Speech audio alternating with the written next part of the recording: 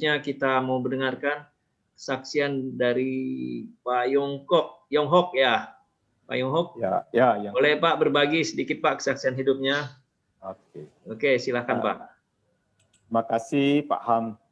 Terima kasih juga Pak Dani yang udah undang saya gabung di sini di Bekasi.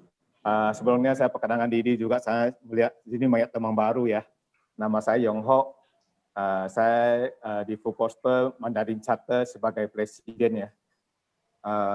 Usaha saya itu kedai kopi, jangan main properti juga.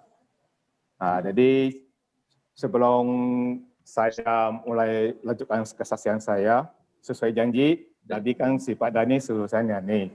Saya akan membawa sebuah lagu pujian bahasa Mandarin, dan nanti habis lagu ini baru saya bersaksi tentang lagu ini juga. Oke, tapi tambah musik ya, saya nyanyi gitu aja ya. Ya, boleh. Oke.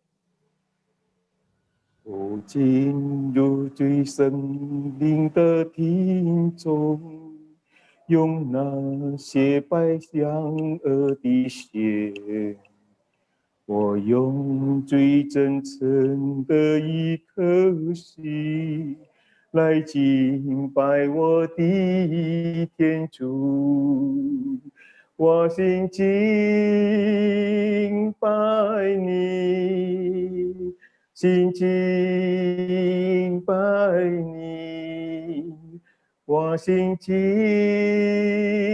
拜你，心敬拜你，因你是我的生命，生命听众，我进入最深灵的听众，用那些白羊儿的血，我用最真诚的一颗心来敬拜我的天主，我心敬拜你，心敬拜你。我心敬拜你，心敬拜你，因你是我的生命，生命听众，因你是我的生命，生命听众。Halo. Ini lagu ini saya percaya kita kalau dengar lagu pujian Indonesia pada tahu semua ya. Dan lagu ini juga merupakan lagu pertama kali saya dijamak sama Tuhan Yesus ya. Ingat saya pada tahun 2008 ya, saya sedang digoncang dengan masalah keluarga saya. Saya pisah sama istri saya. Maka tadi saya perkenalan diri tidak ada sebut istri ya. Karena saya sudah pisah sama istri saya dan saya punya 2 anak. Pada saat itu waktu itu saya belum terima Yesus ya. Saya masih seorang agama Buddha. Jadi waktu 2008 pada bulan 8 itu saya kedatangan teman orang Kristen ya. Jujur aja saya nggak begitu suka bergaul sama orang Kristen. Itu dulu ya. Karena apa? Saya merasa gimana nggak cocok gitulah. Saya agama Buddha gitu. Tapi ketika waktu saya sedang banyak masalah gitu kan, saya kedatangan di orang, saya berterima juga sebagai tamu ya. Itu karena dia teman saya juga. Makanya waktu itu dia orang mau minta tolong sama saya bahwa suruh saya merubah sebuah lagu pujian. Aku masuk ruangan Maha Kudus lagu ini ke dalam lagu Mandarin, bahasa Mandarin ya, karena mereka tahu saya memahami bahasa Mandarin ya. Tapi jujur saya waktu itu saya langsung tolak gitu, karena saya pertama jujur aja saya nggak suka gitu loh. Jadi kedua saya juga pikir biarpun saya ngerti bahasa Mandarin, tapi kalau mau rubah jadi sebuah lagu bahasa Indonesia ke bahasa Mandarin itu gampang gitu ya, bagi saya itu gampang. Apalagi saya tidak pernah coba melakukan ya. Jadi mereka dengan yakin, wah itu iman yang sungguh luar biasa. Mereka bilang, kami akan berdoa untuk saya, katanya, untuk kamu, katanya.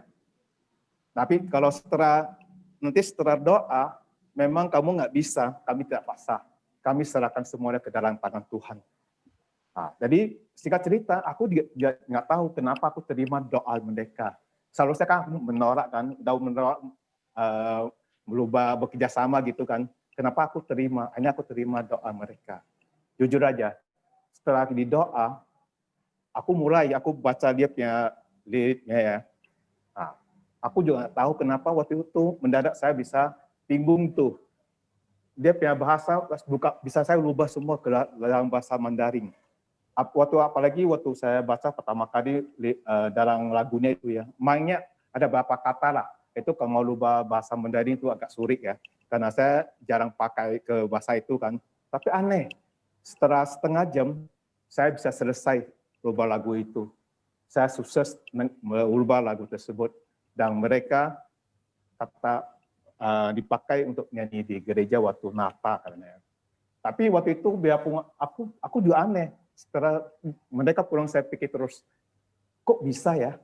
Kok bisa gitu? Setelah didoakan, aku mau aja aku bisa gitu melakukannya tuh. Tapi waktu itu saya masih belum bisa terima Yesus ya. Tapi saya nggak tahu. Tapi setelah saya terima Yesus, saya baru percaya, baru tahu. Rupanya waktu itu saya udah dijamak sama Tuhan. Cuma karena hati itu kan keras ya, hati saya keras ya. Jadi belum bisa benar-benar terima gitu. Nah, jadi singkat cerita, setelah beberapa waktu, teman saya hubung saya lagi, ayo ke gereja yuk kita minggu katanya. Saya bilang, enggak lah, memang aku tolak, karena pertama aku lagi stres, kedua aku malah maulah ke gereja gitu kan. Akhirnya teman saya setelah bercanda gitu ya, ayolah kamu ke gereja aja dengan lagu aja, angkat aja kamu di karaoke katanya dengan lagu, nyanyi sendiri gimana, nggak paksa kamu untuk bisa terima Yesus kok katanya. Akhirnya saya pikir benar juga ya. Nah, daripada aku banyak pikiran, akhirnya saya ke gereja. Awalnya aku masuk, wah nyanyi lagu pujiannya enak amat juga ya, musiknya kok bisa goyang-goyang gitu. Terus saya lihat orang Kristen kok happy amat gitu ya. Nah, sedangkan aku nggak pernah menikmati tuh waktu aku sebagai orang agama Buddha gitu ya, seorang jemaat di agama Buddha gitu ya. Tapi kok happy amat.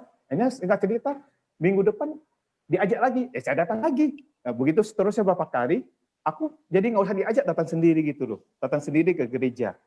Saya mulai ikutin ibadat.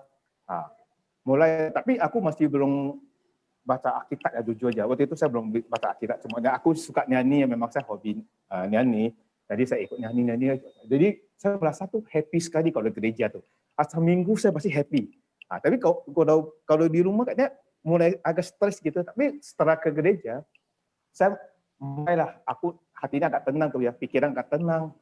Akhirnya pada di tahun 2009, akhirnya aku mulai membaca Alkitab ya. Saya baca Alkitab.